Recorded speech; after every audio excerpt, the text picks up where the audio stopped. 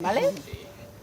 Estamos con Susana Fortes, una mujer, una escritora que después de muchos años publicando libros, ganando premios, sigue ofreciendo buenas historias interesantes, y en este caso una novela, un thriller, que lleva por título Nada que perder. Muchísimas gracias, Susana. Gracias a vosotros. La historia parte de Blanca, este nuevo libro que lanzas está centrado en la figura de Blanca, que es una chica de aquí, de Barcelona, o que trabaja aquí. Bueno, que trabaja aquí sí, ella es gallega. Aunque es gallega, sí. Y vuelve a su infancia, vuelve a su tierra en un viaje, y a partir de ahí como que se remueven cosas del pasado, porque todos en la infancia, ¿verdad?, conservamos ahí ese cajón de los recuerdos infantiles. Sí, ¿no?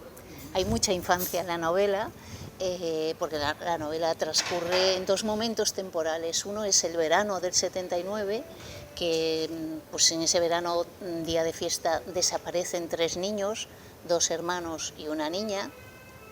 A la niña la encuentran, pero a los hermanos nunca más, ¿no? Entonces, 25 años después, Blanca, que trabaja para una agencia literaria catalana, pero vive en Copenhague, ¿no? Pues trabaja como freelance y tal, pues recibe una llamada de un periodista que le dice, pues eso, estamos ya en el 2004, 25 años después, le dice que han aparecido en un yacimiento arqueológico unos restos óseos que podrían ser, que no se sabe, pero que podrían ser de estos niños, ¿no? Entonces ella de alguna forma entra en shock porque ella, bueno, durante toda su vida ha intentado pasar página, silenciar la voz de esa niña de 8 años que sobrevivió a aquel verano del 79, ¿no? Y bueno, pues esta es un poco, a partir de ahí comienza una investigación, ¿no? Y que es una investigación periodística, no exactamente policial, ¿no? Porque claro, 25 años después, el tema, sea el que sea, ha prescrito, ¿no? Y bueno, sí hay mucha infancia porque hay esa vuelta a los recuerdos. Ella vuelve a Galicia y vuelve a esas bicicletas, pan con chocolate, esos veranos eternos, ese que salías de casa y que no volvías hasta la noche. Y la infancia, ¿cómo decirlo?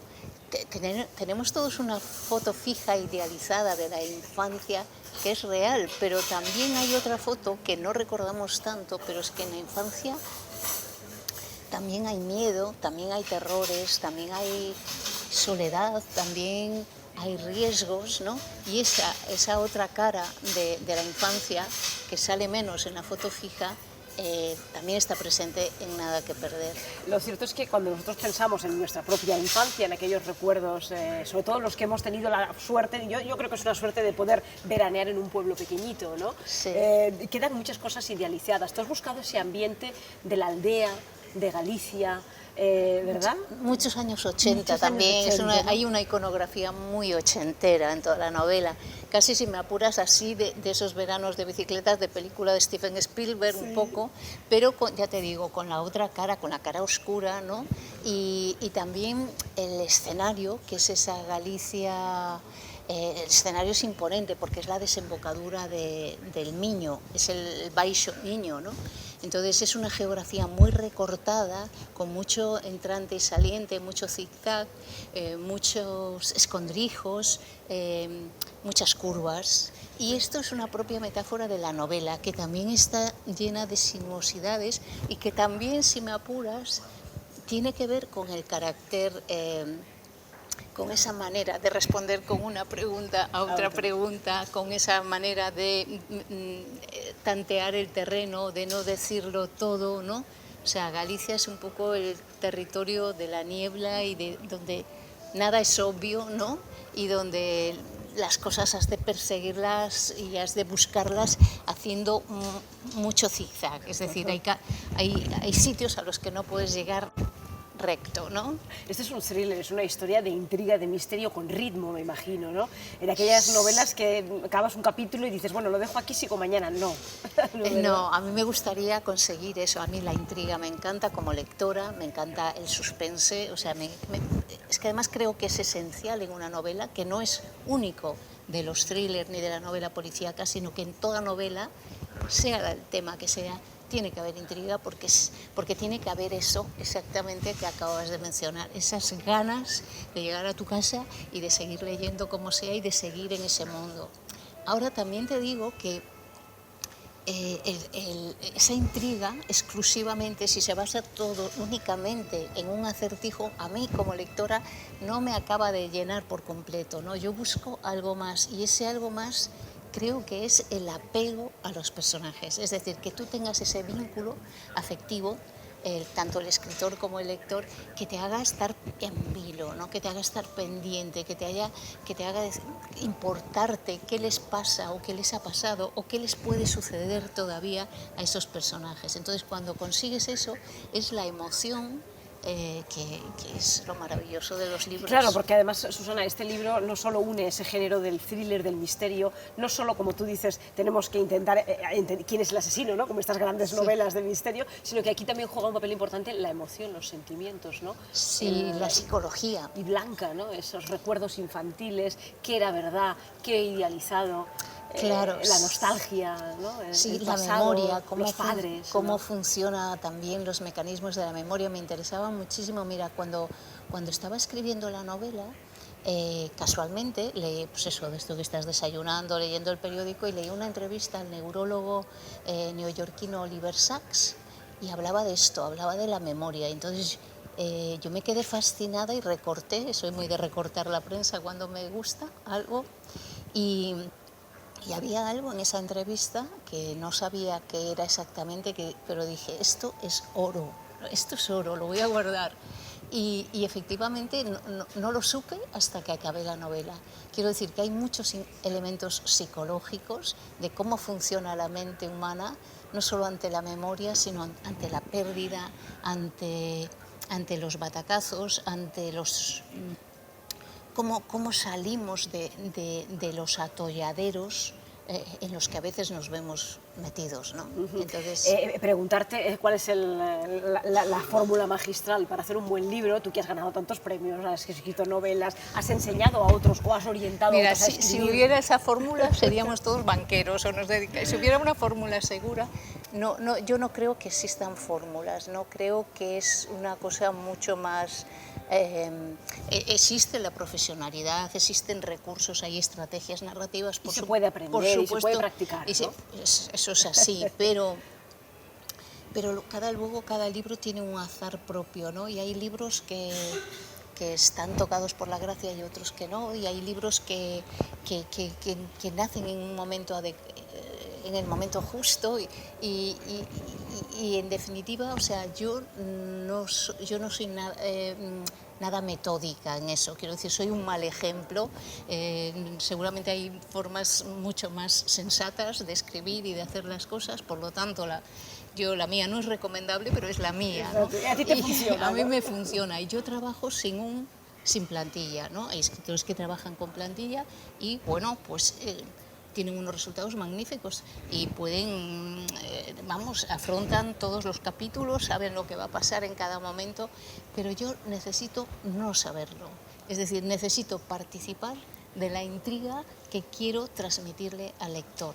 Entonces, si yo ya sé todo lo que va a pasar de principio de cabo a rabo, pues dejo de estar motivada, ¿no? Y me daría un poco la sensación de escribir al dictado, ¿no? Entonces yo necesito esa intriga para que cuando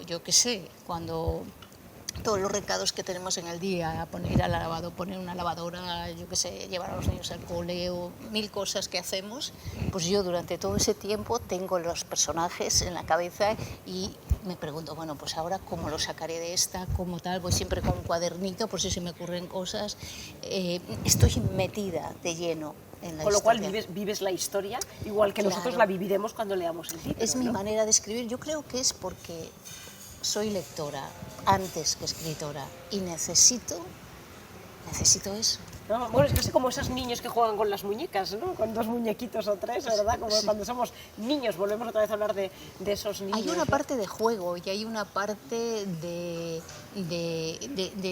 introducir elementos sorpresivos y de automotivación, como los juegos de la infancia.